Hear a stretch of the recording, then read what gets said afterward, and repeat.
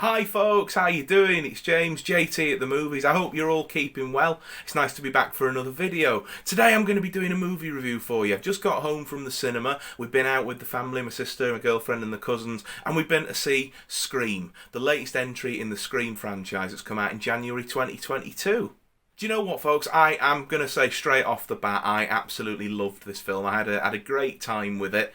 And it's a very sort of self-aware film, just like the other Scream films are. The first four, directed by the late Wes Craven, were very much sort of tongue-in-cheek, sort of poking fun at the cliches of the horror movies of the 70s and 80s, in particular the slasher movies, your Freddys, your Jasons, your Michaels, all that sort of stuff. And it was really, like I say, a self-aware love letter was the original Scream. The sequels, of course, built on it, and one of the sort of the key tropes and almost cliches now of the Scream franchise is that it plays on the rules, if you like, of the movies that it's taking off. So obviously with the first one, it just takes on the typical sort of slasher rules. The sequel, it's the rules of a sequel. The third one, it's rules of a trilogy. Fourth one, it's reboot rules. And then with this one, they're talking about requel rules, which is sort of films that we've had a few of lately, actually. Things like that they actually mention it in the film, the recent Halloween film, where it sort of almost ignores the sequels, but just takes inspiration from that first one. And this film doesn't ignore the sequels at all. They're very much relevant to what's happened. I'm not going to be going into spoiler territory today, so you don't need to worry about me sort of telling you the grisly details of who does and doesn't make it to the end of the film. It's for you guys to go and watch and to enjoy. But I am going to try and talk about some of the things that I did like in a spoiler-free way. So as I mentioned, this film is not directed by Wes Craven. It's the first in the franchise not to be, as he sadly passed away a few years ago.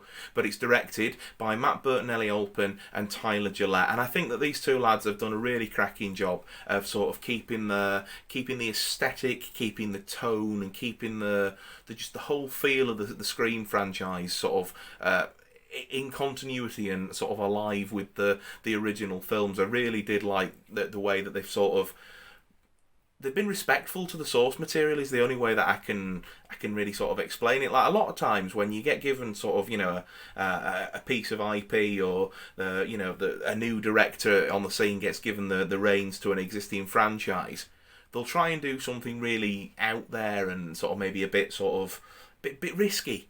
Almost to put their mark on it, which I get, because obviously when you're given a franchise and you're making the 6th, 7th, 8th, whatever entry into a franchise that largely does the same thing over and over again, you kind of want to be remembered for making your mark. Sometimes that can land well in a film, and on other times, as I'm sure we've all seen, it can completely flop and ruin a franchise, or it can polarise audiences. With this, like I say, the new directors and the writers, they know what they need to be faithful to. That doesn't mean to say that they don't take a few risks along the way, but the risks are well calculated, they feel natural, and they feel like the right sort of progression that the story would take for a sort of a later day sequel like this is.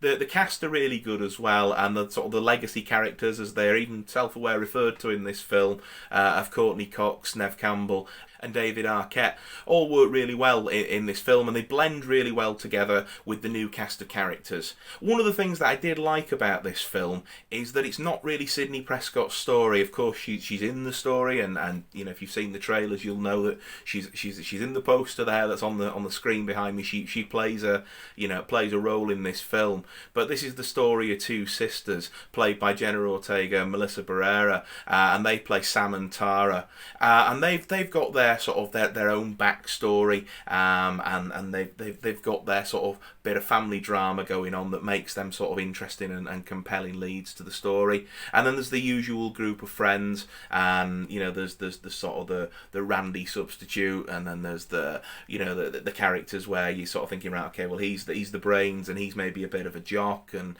they've got all the sort of the bases covered with the friends group.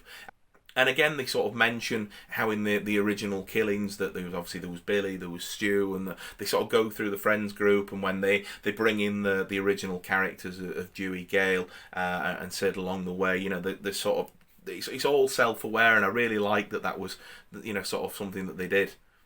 So the new cast and the old cast blend really well together. The old cast of Sidney, Gale and Dewey really don't feel like they're tacked on. They do actually feel relevant to the story. And by the time we get to the third act and the film lets you know where it's going, you can see why they've been involved in the story. Like I say, this film largely follows the formula that you'd expect it to follow. It sort of ticks all the boxes, and there's all the nods, the winks, and the references that Scream fans are looking for in this. And then, like I say, it does a couple of other things as well, which I think will also be remembered favourably by fans of the franchise. For anybody going into this looking for something new, looking for a great new horror film that's going to sort of stand on its own and become its own sort of cult classic like the original, I don't think you're going to get that from this. But if you're going into something looking for a bit of nostalgia, looking for some fan service, for want of a better phrase, I think that you will have a good time with this film. I certainly did.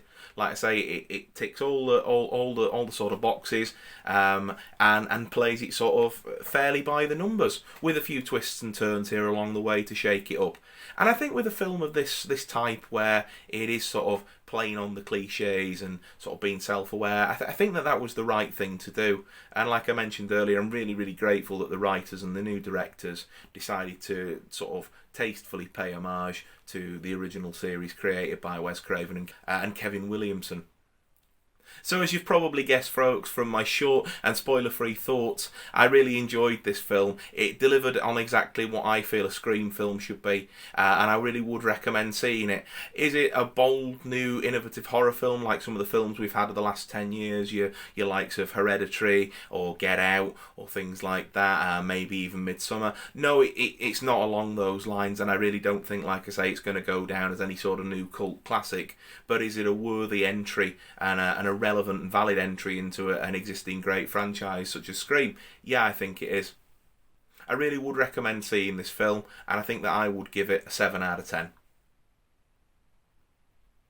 So there we are, folks. Like I say, that's been my quick thoughts on Scream. I've hopefully not spoiled anything for you there. Maybe when the DVD, the Blu-ray, the 4K, whatever comes out, I might talk about the franchise a bit more and maybe do something spoilery there. If that's something you're interested in, you'll have to let me know down below in the comments. Speaking of those comments, what were your thoughts on Scream 5? Have you seen it yet? If so, be considerate of other folks. Don't put any spoilers down there, but let me know what you thought. What do you think of the Scream films in general? Are there any other films that you might want me to talk about as well on the channel? Just let's get involved in those comments, folks. I love to natter to you through those comments.